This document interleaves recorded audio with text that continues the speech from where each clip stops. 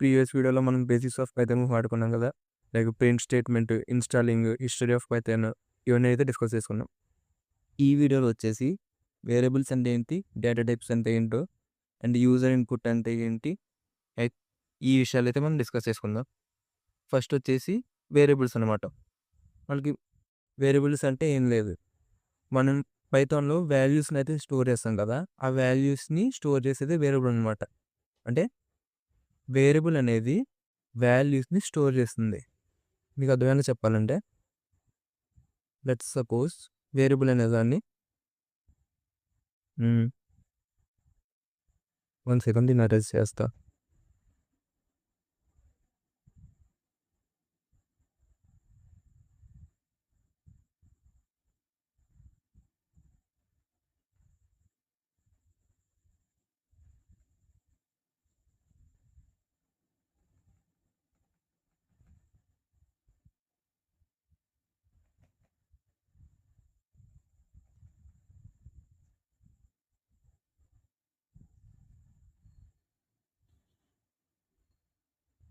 For suppose variable అనేదాన్ని ఒక box అనుకోండి. పి సారీ సి ఇది వచ్చేసి ఒక బాక్స్. అంటే ఇదొక వేరియబుల్ అనమాట. ఈ వేరియబుల్ నేమ్ వచ్చేసి ఏ అనుకుందాం. ఏ అండ్ ఈ వేరియబుల్ నేమ్ వచ్చేసి బి అనుకుందాం. ఈ బాక్సెస్ ఏవైతే ఉన్నాయో ఇవి వేరియబుల్స్ అని చెప్పాను కదా! ఈ వేరియబుల్స్ ఒక వాల్యూని స్టోర్ చేసుకుంటుంది. ఇక్కడ మనం ఏ ఈక్వల్ టు 1 అని రాసామనుకోండి. అంటే దీని మీనింగ్ ఏంటి? మనం 1 అనే వాల్యూని ఏ అనే వేరియబుల్‌లో స్టోర్ చేస్తున్నాం. అండ్ ఇక్కడ B equal to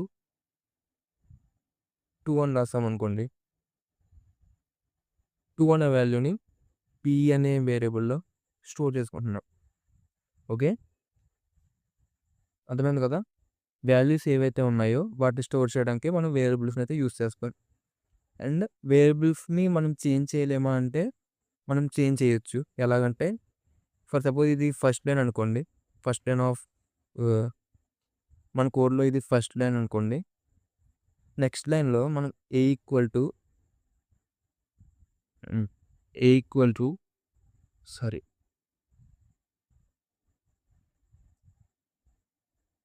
A equal to 3 అని రాస్తే ఇప్పుడు ఏ వాల్యూ 1 కాదు. 3 అనమాట. ఎందుకంటే మనం నెక్స్ట్ లైన్‌లో 3 అనైతే రాస్తాం కాబట్టి. ఆ నెక్స్ట్ లైన్‌లో మళ్ళీ ఏ ఈక్వల్ టు 5 అని రాసారనుకోండి. అది 5 అయిపోతుంది. ఇప్పుడు మనకి ప్రాక్టికల్‌గా చేసి చూపిస్తాను. హ్మ్. ఫర్ సపోజ్ ఇక్కడ A equal to 1, B equals to 2 అనేది తీసుకోండి. ఇప్పుడు ఈ వాల్యూని ప్రింట్ చేయండి. ప్రింట్ ఏ నొక్కండి. ప్రింట్ ఏ అంటే ఏంటి? మనం ఏ యొక్క వాల్యూని ప్రింట్ చేస్తున్నాం. ఏ అనే ఆల్ఫాబెట్‌ని కాదు. ఓకేనా? ప్రింట్ ఏ క్లిక్ చేసి రన్ చేస్తే మనకి 1 అనేది ప్రింట్ అయిందనమాట. అదే ఫర్ సపోజ్ ఇక్కడ మీరు నెక్స్ట్ లైన్‌లో ఏ ఈక్వల్ టు 3 అని రాస్తే ఇప్పుడు రన్ చేసి చూస్తే ఏ వాల్యూ 3 అయిపోతుంది. అర్థమైందా? మీరు ఒక వేరియబుల్‌ని లాస్ట్ టైమ్ చేంజ్ చేసినప్పుడు ఏ వాల్యూ అయితే పెట్టారో ఆ వాల్యూ అనేది ఆ వేరియబుల్‌కి అసైన్ అవుతుందనమాట. నెక్స్ట్ మనం ఏ ఈక్వల్ టు 7 అని తీసుకుందాం. ఇప్పుడు రన్ చేసి చూస్తే అది 7 అవుతుంది. ఓకేనా? నెక్స్ట్ వచ్చేసి వేరియబుల్స్‌లో నేమింగ్ కన్వెన్షన్స్ అయితే ఉన్నాయన్నమాట. అంటే నేమింగ్ రూల్స్ అయితే మనకి వేరియబుల్స్‌కి అయితే పెట్టడం జరిగింది. ఆ రూల్స్‌ని ఫాలో అవుతేనే మనం వేరియబుల్స్‌కి నేమ్స్ అయితే అసైన్ చేయాలన్నమాట. నేమింగ్ రూల్స్‌లో ఫస్ట్ రూల్ వచ్చేసి వేరియబుల్ నేమ్ ఎప్పుడు కూడా ఆల్ఫాబెట్స్‌తోని స్టార్ట్ అవ్వాలి. నంబర్స్‌తో స్టార్ట్ అవ్వకూడదు. ఓకేనా? లైక్ మీరిక్కడ ఏ1 ఏ1 అని చెప్పి ఒక వేరియబుల్ తీసుకున్నారు. దానికి వాల్యూ 1 అని ఇచ్చారు. ఇప్పుడు దీన్ని ప్రింట్ చేయండి. Print A1. సో 1 అయితే మన ప్రింట్ అనమాట. అదే ఫర్ సపోజ్ మీరు 1A అని ఇచ్చారనుకోండి, అంటే న్యూమరికల్ వాల్యూస్ వేరియబుల్స్ స్టార్ట్ చేశారనుకోండి, ఇక్కడ మనకి ఎర్రర్ అయితే చూపిస్తుంది. చూసారా ఎక్కడ ఎర్రర్ ఉంది? 1A దగ్గర ఎర్రర్ అయితే ఉందనమాట. సో ఎప్పుడు కూడా నంబర్స్‌తో మన వేరియబుల్స్ నేమ్‌ని స్టార్ట్ చేయకూడదు. Always starts with the alphabets. Okay. And next rule వచ్చేసి ఓన్లీ ఆల్ఫాబెట్స్‌ని గాని లేదా అండర్ స్కోర్‌ని మాత్రమే మీరు యూజ్ చేయాలి. లేదా న్యూమరికల్స్‌ని గాని.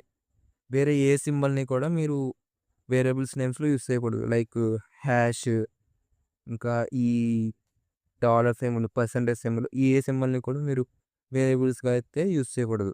Only under score. లైక్ మీరు A1 అని పెట్టాను కదా! మీకు కావాలంటే మీరు A_1 అని కూడా పెట్టుకోవచ్చు. ఇది వ్యాలిడ్ అనమాట. దీన్ని చేస్తే మనకి sorry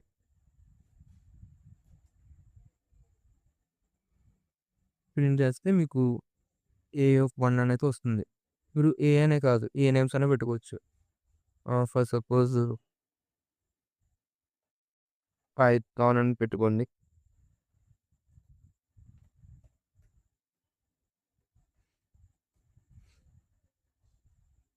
print Python. Okay. Or else మీరు అండర్ స్కోర్, అండర్ స్కోర్స్ అయితే ఎన్ అండర్ స్కోర్స్ అయినా పెట్టుకోవచ్చు మీరు.